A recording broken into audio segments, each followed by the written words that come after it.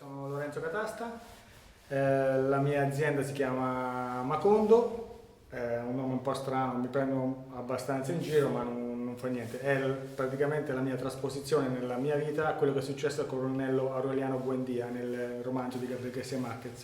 Si veramente si quasi ama la pianta, cioè standoci tutto l'anno, da adesso la primavera, i primi germogli, la scacchiatura, e poi la potatura estiva, le varie legature, poi la potatura invernale che per me ogni tanto mi sento con Dario, la potatura invernale è un momento proprio intimo è una cosa che mi piace tantissimo. Mi piace perché, rispetto, con l'estiva sì, ma cioè, già lì ok, è più tecnica, vai a vedere cosa togliere, cosa non togliere, cosa mantenere. Quella invernale innanzitutto perché è freddo e poi mi sento io e la vigna, siamo in simbiosi. Anche quando sto lì da Marco, è una cosa che mi è sempre piaciuta perché un giorno quando stavo appunto in questa azienda con cui lavoravo scendevo da un comune qui vicino, da Ripatranzone scendevo verso la Valtesino e c'era una strada piena di tornanti. A un certo punto un tornante, vedo di là c'era un colle immenso pieno di filari di viti e c'era un signore con i suoi 2 cani. Io allora ho detto, caspita, ho fermato la macchina, mi ricordo ai tempi avevo una Saab 900, ho fermato la macchina, mi sono messo 5 minuti fermo a guardare questo signore e invidiarlo, lui con i suoi cani che potava. Ho detto, ma questo quanto può star bene? Io adesso vado in ufficio, cellulare che squilla in continuazione, in ufficio 50.000 persone che vogliono questo, vogliono quello, ognuno ha una sua problematica, tu devi cercare di risolverla. L'ho invidiato talmente tanto che penso che lì per chi crede sarà stato la divina provvidenza, per chi non crede sarà stato il fato, non so cosa. L'ho destinato talmente tanto questa cosa che dopo diciamo da quell'evento 10 anni, 15 anni mi trovo a fare quello per cui anelavo. Quel signore lì, ancora me lo ricordo, questa immagine, questo signore con 2 cani, 2 pastori maremmani che devono essere bianchi da lontano. Qui praticamente c'era la vigna di mio nonno e dei miei, poi dopo è stata spiantata. Io l'ho reimpiantata. La terra, come vedi, come dicevo prima, è arenaria e ciottoli, è sabbia praticamente, perché qui milioni di anni fa c'era il mare, ecco, terra gialla, sabbia, sasso, e questa è così. È molto povera. Ci si rende proprio conto, Sì, qui è proprio terra molto, molto, molto friabile, molto, ecco, terra povera tra l'altro, ma che per la vigna sinceramente è molto appropriata. Già. Per cui qui, ecco, soprattutto ho voluto impiantare questo vigneto qui piuttosto che sopra dove c'è un altro pezzo di terreno, adesso te lo metterò, perché c'era tantissimo sasso.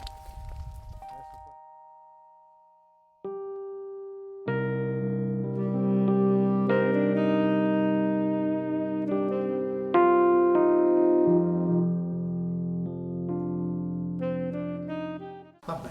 So guys, hello, we are here with Michela. I want to introduce you. This is Dario Capellone, is a journalist, is one of the best journalists about wine, is a by.wine, is a guide. And I would like that Michela and Dario help you to understand this beautiful wine that is Bianko. So we have a blend of Trebbiano and Pecorino, 2 local grape varieties. Trebbiano really historical and really diffuse, not only here but also Tuscany as well as Sardinia, many different parts of Italy. And Pecorino, the opposite, it's strictly connected to this region, but they are quite different. If you try a bottle of Pecorino, maybe you have something really crispy, easy to drink, with no expectation for aging in the future.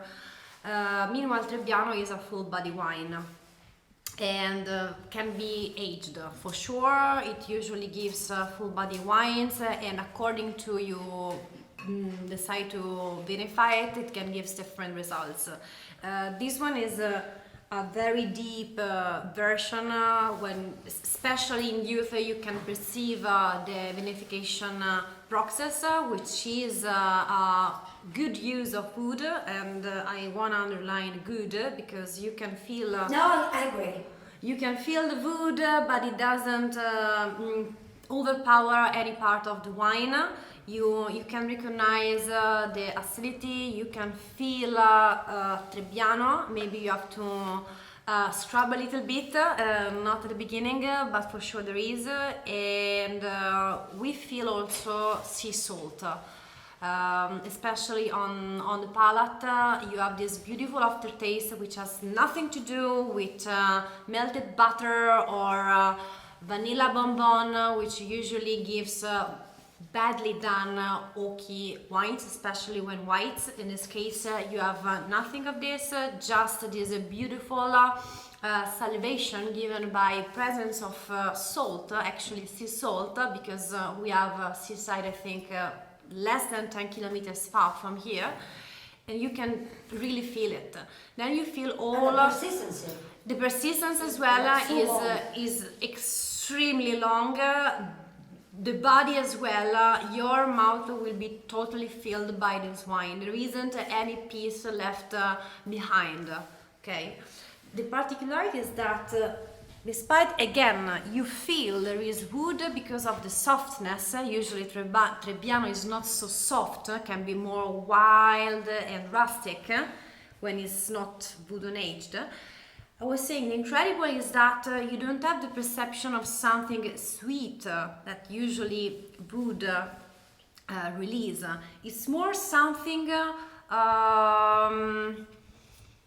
citrus fruit. Okay, you have beautiful notes of candy cedar tree, and this is quite particular, as well as white tea.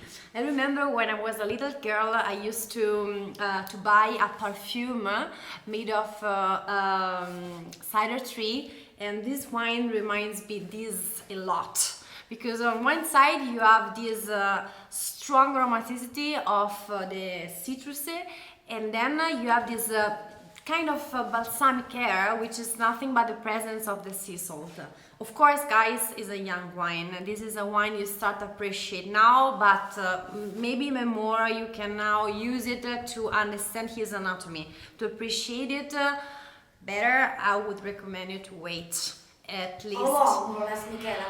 I would say at least a couple of years to enjoy it mature, a couple of years, but again, I'm not sure because this is also my first time tasting this wine, but potentially it can continue to evolve for longer and longer. Quanto può arrivare secondo te a evolvere questo vino? Guarda, adesso siamo a 5 anni, per cui sta ancora benissimo, nel 2016. E secondo te dopo quanto tempo, dopo l'imbottigliamento, raggiunge la sua maturità? 5-6 anni. Okay, so my colleague, who is much more expert than me for this wine, says much more than I said, so not 2 years, he said 5-6 years. So hopefully you have a wine cellar, just forget it there. Forget it. Sì, And però, you want to say something about it? sì, però in italiano ovviamente. traduco io. Yeah, we Ecco, help you. no, quello che volevo dire è che questo, che è un vino che è appena uscito l'annata 2018, quindi già questo, l'uscita ritardata per un bianco italiano, perché uscire adesso con un 2018 insomma è abbastanza insolito, dimostra anche, come dire, l'ambizione che ha il produttore per questo vino. Okay, yes, this is totally true. Dario says usually white, especially white wines, are immediately released on the market before the vinification and they are bottled. Meanwhile, this one we are trying is 2018 and it's not the very last vintage but the one before. So it means that Lorenzo decides to release the wine after two years, which is quite a lot and is an important symptom of his goal, basically, what he want to obtain by this wine, which is deepness and a lot of complexity. That's why we need to wait. Nel senso che questo qui è un vino che secondo me è tra i più buoni vini bianchi italiani, ma lo è, come secondo me tutti i grandi vini, è molto buono da giovane e diventerà buonissimo, straordinario, con un pochino di anni sulle spalle, ma questo oggi che appunto che è uscito... E tu lo berresti anche adesso? Io me lo sto bevendo adesso, che è una cosa diversa. So, come evolve? How does the wine age over time? Allora, io che... allora, diciamo che io ho assaggiato... It's beautiful now, it will be so much better in the future. Allora, io ho assaggiato So you can drink it now. He said, I'm just drinking it. So yes. Sì, ma no, la 19 se possibile. No, troppo. No, I think that what Questa cosa Dario così ti evito la traduzione. what Dario means is that there are wines everywhere in the world which are sold but actually undrinkable without a period of aging. Okay, a lot of wines, for example, from Tuscany, Piedmont as well, sometimes. So what you want to say is that this wine is not one of those. You can drink, open and enjoy it now, but you will do it better and more in the future. Michela, But- what about the pairing? Combination with that? Well, Food actually, and I wine. don't know if you can give a look to this. Lorenzo prepared for us This this is beautiful Italian generosity. selection of cumin and cheeses, and I expected to appreciate more the pairing with this Give me an cheese. idea. Give a bite. Try the But, wine and give me the feedback. I already did, but I will do twice with a big Once pleasure, again. just for you, just because you asked it to me. Allora, this is an aged salty cheese, I think of sheep milk. Meanwhile, the other one is cow milk. So this one is So this more is cow salty. Yeah. and this is sheep. Okay. Yeah, and I guess is raw milk Vero? by the flavor. Questo A pecorino questo? No, questo, aspetta, non so. Adesso chiudiamo. Ok. Anyway, Comunque col baccalà abbiamo preso anche. Col baccalà secondo me ci sta. So adesso this co- assaggiamo. Anyway, suggested that with the with codfish. the codfish. But it's not so too the saltiness in that case, no? Hold on. So Okay. when I saw this, I said, okay, cheeses first, because I expected they went well with the wine, but not actually. And here the tradition shows his Always tradition. wiseness. Local combination, Mickey. The combination with this, which is ciascun. Allora, ciascun. This is the ciascun. This is Ciascun. ciascun. Ciascun is a kind of local salami Sure. which can be defined as a soft raw sausage. It's not easy. It's not for everybody that stuff. No, but it's quite fatty, but it's beautiful and is just perfect with the wine. Don't ask me why, because in theory the wine had to be better with the cheeses, especially the cow milk, but actually these two together are just perfect. I think that the cheese actually now underlines the youth sides of the wine, meanwhile the ciascun is able to bring out the real personality of Trebbiano, so what's behind the youth and so also the stratification of the wood sensation present for sure. So what do you think? So I Better think with the cheese I or will the do this. ciascun?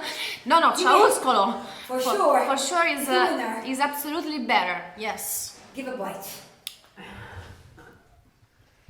We are not joking, guys. It's just for you guys, huh? It's a pity, huh? It's a sacrifice. I'm suffering a lot. L'abbinamento So, it's ideale. perfect. It's perfect because first of all the fatty part balance, okay, the I don't know, recall, not balance, but maybe It's very recall. funny, the wine. It's very structured, so I thought maybe it's too much everything. It's too much everything. No. I was wrong. The fat have to maybe try first. you have to try because the fat balance and so makes less present the softness of the wine, and at the same time the flavor of the ciascun gives more wildness also to the wine, and so with the ciascun is more Trebbiano than a youthful body wine, and that's why I prefer it with it. Sorry guys, me again. I just tried the 2016 and I have to admit Dario was absolutely right. This is their first vintage 2016 and is just another wine. Totally different. I'm not sure, tasting it in a blind tasting, I would be able to associate to the wine we just tried, which was 2018. Because there is no trace of woodiness wine. There is just body. Is in Italian we say it's a materic wine. Is a wine which is really strong, a wine with muscles. I know that's difficult to imagine because we are usually... Wait. What you said? This is more structure, more muscle than the other? Because the person more alcohol, more structure, more body. Yes, here here there is more austere. Yes, but here there is more. It's different, full-bodied, but they are both full-bodied. In the first wine, it was more a body given by the youth, and so for sure presence of food. Okay. Meanwhile, here the body is just of Trebbiano. Okay. I know what you mean. Okay. Yes, Okay. so it's like when you see someone dressed up and you think that person is big, okay, and then you see another person who is naked and is big. They look like the same, but it's not the same. I mean, one thing is clothes, one other thing is muscles. Before we had a dressed up wine with clothes, now this is a wine with muscles, okay? And what I'm impressed is that the wine reveals something totally new, which is something a bit ethereal. The wine, I have to say, almost reminds me something of Europe. There is a light memory of something not oxidate, but again with a great sensation of something ethereal. Think about the nail polisher, think about painting, something so deep, okay? Very strong. This part to me is very strong. It's clean, it's deep, it doesn't disappear, and then alongside there is something more balsamic, which can be defined as anise. My colleague suggested, and I totally agree. Balsamic, by the way. Yes, I think it's because of the sea. This is the way the saltiness evolves and gives us this maybe.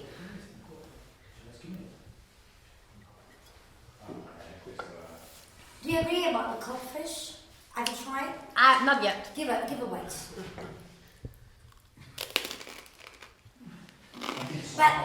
Il baccalà è tipico di qua. So the codfish is a local. con il baccalà. So here is very typical, very traditional. So Michela, sacrifice once again. She's trying that. Now give a sip. It's a hard job, guys, but someone has to do it. You asked me about the pairing with the cod. Sip. It's good. It's really good. But seems to be a but. But as well with the ciascun to me, because for sure the cod underlines something that the ciascun didn't, which is this citrusy part. So if you really want to feel the cider tree, the codfish is just perfect, even because in this version there was some lemon zest, I think, with the parsley, which was perfect to underline this part. Maybe but with that with the other one that we tried before, the younger one. I think we can have them both, and no, because the two pairings actually underlines two different parts of the wine. So no, maybe here the most acidity, to me maybe could be nice to clean your palate or whatever. The other one is I perceive more the saltiness than the acidity. Yeah. So to me, two different wines, two different perception. Also, to be perfectly right, we should try the both pairing with both vintages. Okay. But of course. So guys, both. Okay. We don't want to miss anything. Grazie, Miki. Cheers. Cheers. Sorry guys, this is not a joke, it's just what's happening. They are continue bringing food, and so now at the third pairing I have to tell you kind of update. This is codfish with a sweet and sour onion. Well, if the ciascun underlined how the white part of the wine, if the cod underlined and recalled really well the citrusy part, I promise you that this one is the best ever pairing, because it's not because of the cod, but incredibly because of the sweet and sour onion. The sweet part is just perfect to fix forever in your mouth the salty part of the wine. And so after you swallow, you have a beautiful, sweet, long memory of the wine and the onion as well. It's marvelous. So try, don't be scared of onion when they are sweet and sour and not so strong, and it's perfect. I really recommend you this pairing when you will open the bottle. Doesn't matter the vintage. I hope this is really the last